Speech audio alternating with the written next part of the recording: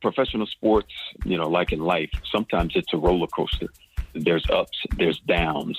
I was fortunate to play a sport where you needed teammates, you needed coaches, you needed people in your corner, and you needed teammates with like mentality, same mindsets.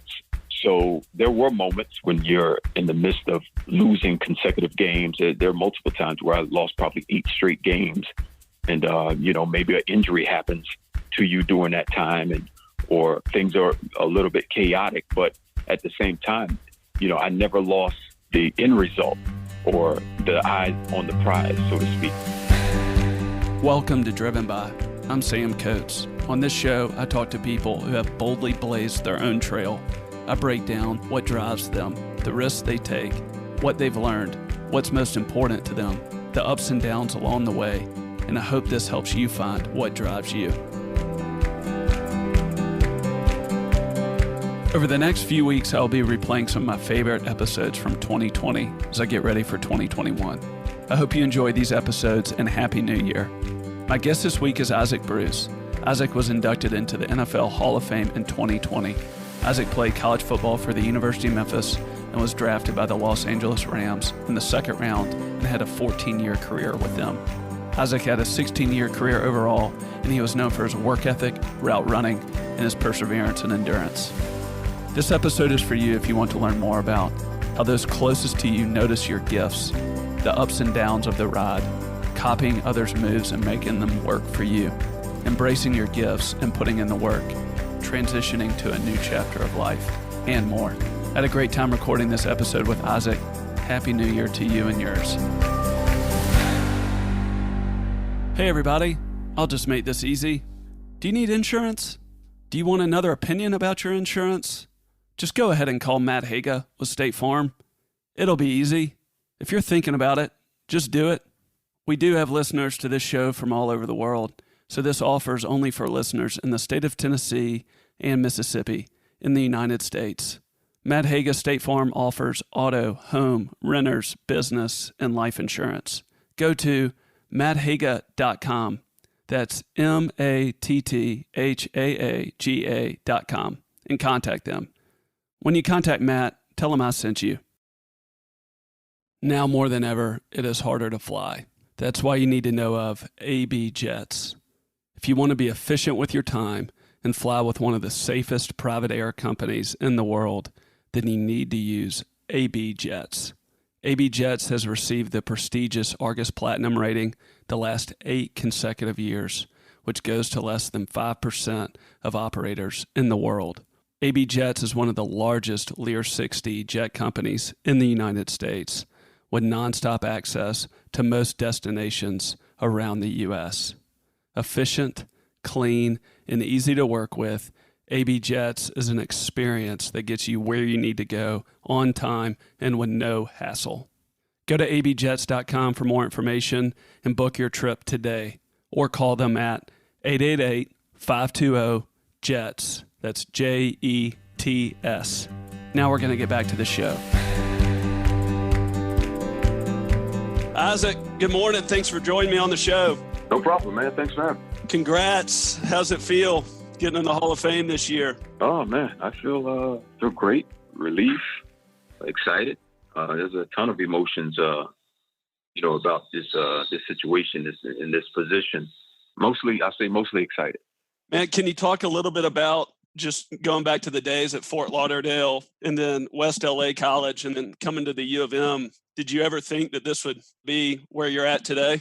You know what? Honestly, in Fort Lauderdale and West Los Angeles, Santa Monica City College, and then heading to Memphis, football has been a part of my life even before those days. But, this, as far as being a Hall of Famer, never really entered my thinking until probably maybe my 4th or 5th season as a pro.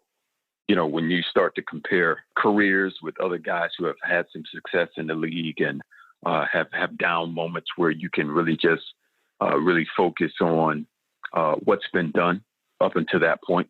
I had moments like that probably my 4th or 5th season, and they were quite comparable to a lot of greats who had already played the game.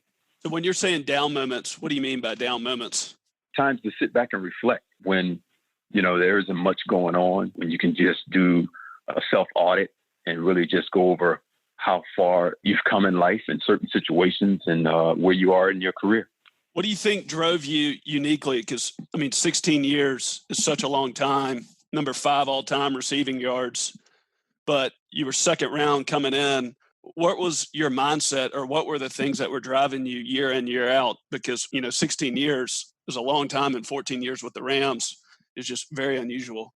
Well, I was blessed to have a sense of self-motivation. Being from Fort Lauderdale, as far as football is concerned, it's pretty much what we do and what we play growing up. So, that competitive part of it, it drove me to want to be not just good at what I was doing, but just to be the best.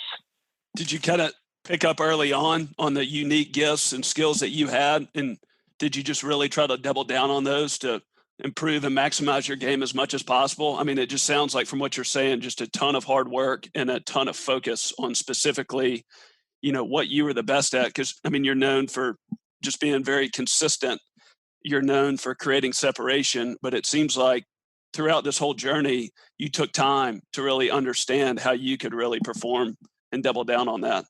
Well, I think with a lot of us, initially the gifts are noticed by others. We're just living our daily lives. But when we come in contact with others, I think others who probably are in the industry or in the professional ranks as far as sports are concerned, they can pick up on certain attributes that, some athletes have at a very early age. And from there, I think the athlete himself has a choice, myself included, to either embrace what you have, start to hone those skills, start to refine those skills that you have, and put the hard work behind it to really develop into that potential. And, I was no different from that standpoint. Once, my skills were recognized at a certain level, I went and started seeking and started watching other people who were doing the exact same thing. And I wanted to see their behind the scenes approach to what was happening. And, I was fortunate to have some great guys, some great mentors who really worked hard. And, I always say I'm a carbon copy, and I just stole people's moves, and it worked for them. I believe it worked for me, and ultimately it did. Did you ever, amidst this whole 16-year career, and I know you've got a lot of great things going on right now, so it's not like you stopped, but I'm curious, did you ever have any moments or any down times where you thought about stopping amidst that 16 career in the NFL? You know what? Professional sports, like in life, sometimes it's a roller coaster. There's ups, there's downs. I was fortunate to play a sport where you needed teammates, you needed coaches, you needed people in your corner, and you needed teammates with like mentality, same mindsets.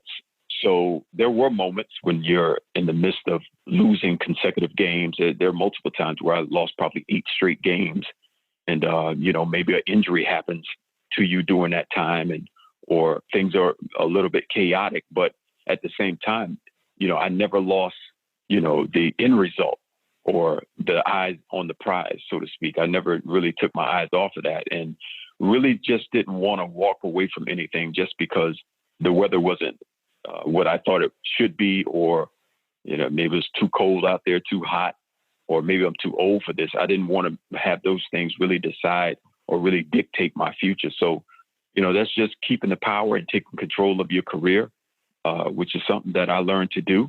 And, I can honestly say that, as far as my football career is concerned, I squeezed every bit of juice out of it that I could.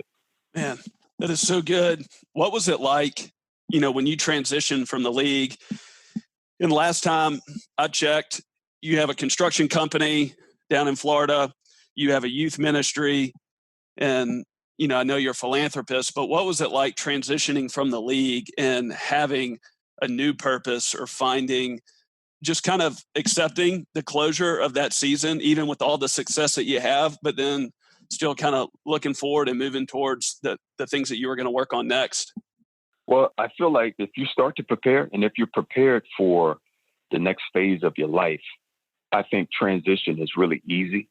I think trouble comes when, there's no vision, or there isn't any preparation or lack of preparation, I think that sets a person back.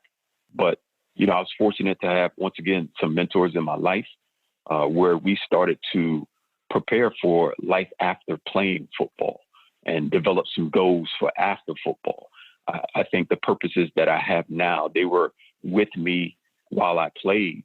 I just really couldn't give the time to them like I wanted to. So I think once retirement or once I stopped playing football, it gave me more opportunity to really jump into my foundation with 2 feet, jump into ministry with 2 feet, and even start a family. So those things have really taken up most of my time. It's all about having the same principles that, made a person a great athlete. Those same principles will make you a great citizen, great husband, great father, and a great friend. You sound so grounded. Where did you learn humility, or where did you learn focus? Where did you learn work ethic? How did you learn how to be grounded? Having 2 great parents to raise me, to put me on the right path and keep me on the right path, it's invaluable.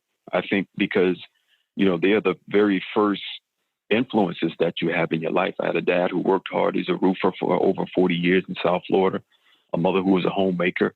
But, they both had a common currency that I like to call faith. And I always say they were weaning me off of them for support and weaning me onto the source, which is God Almighty, and the words that He has spoken in His Bible. And, just being able to really have personal time and personal relationship with the Lord, being able to read His Word, all credit goes to Him. All credit goes to His Word, His ability to create discipleship and correct and love and provide for His children. It's unmatched. So I don't have to give a true, destination where it all comes from. It's truly based on the Word of God. And you saw that lived out with your parents. Absolutely. Hey, everybody. We're going to take a quick pause here from the show and hear a word from one of our sponsors. After that, we'll get back to the show. Do you want to make efficient use with your time? Now more than ever, traveling hassle-free is harder to find. AB Jets is one of the safest private air companies in the world, with impeccable service, with nonstop access to most destinations around the USA. AB Jets has received the prestigious Argus Platinum rating the last 8 consecutive years, which goes to less than 5% of operators in the world. Bypass the hassle and get an AB Jets Jet Card. It gets you 10 or 25-hour flight options that makes your experience hassle-free. AB Jets carries up to 8 passengers and is one of the largest Lear 60 operators in the U.S. Go to abjets.com for more information or call them at 888-520-JETS. That's JETS to travel on your own terms. What are you most looking forward to over the next 10, 15 years? I know none of us are guaranteed anything, but curious, what are you working on now? And I know this is an incredible season of celebration. You've talked a lot about patience and mindset, et cetera. But so 2020 is a year of celebration, but yes. Also curious, what are you looking forward to for the next 10, 15 years? Oh, man, I'm excited, man. I think that, change is in the air. I think me personally, promotion. It's funny. I still have thoughts and dreams about playing football. And, from that standpoint, I kind of laugh like you just laughed. I don't see myself actually going back and being on a football field, but at the same time, being involved in that industry. And, my dreams is of being an NFL owner. Wow. And having those dreams and dreams of that nature. So as far as that's concerned, that's where I am as far as my sports life and scratching my itch as far as sports are concerned. But, just raising my family, seeing them grow up, nourishing them, making sure I'm there for them and making sure that, they have the right dreams and goals and supporting and encouraging them as best I could.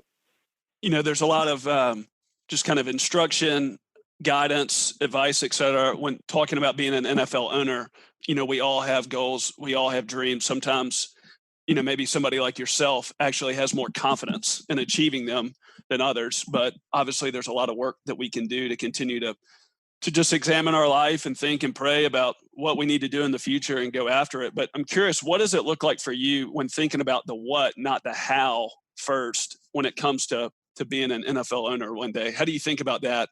Because obviously, that's a very hard to achieve accomplishment, investment, et cetera. But, just hearing the way that you are, that's not a fantasy for you. That sounds like that's something you're locked in on. So I'm curious, how do you think about a big goal like that with the what, and not just always being, scared or concerned about the how? Well, yeah, I think immediately, first and foremost, what we do is eliminate the how. The how isn't our part. And I never look at how it's going to be done. I look at the end result of the goal and start to really, imagine, very similar to the times when I was playing football.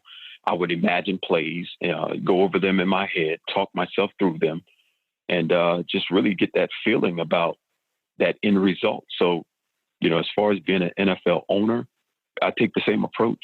I'm very grateful for where I am in life, but knowing who God is, He's a God of increase, and He never wants us to become complacent or stagnant, but He's always pushing and leading us to more. I mean, that's what the kingdom of God is. So the what part is the end result, being able to visualize that end result, place myself in that end result, and just be grateful for manifestation. Man, I just want to thank you so much. I can't wait for this to get out. I thank you for just who you are. Thank you for all the things that we can learn from you, and just also just so fired up. You're a Memphis Tiger, and so happy for you just being in the Hall of Fame this year. Absolutely, man. I enjoy it. Thank you.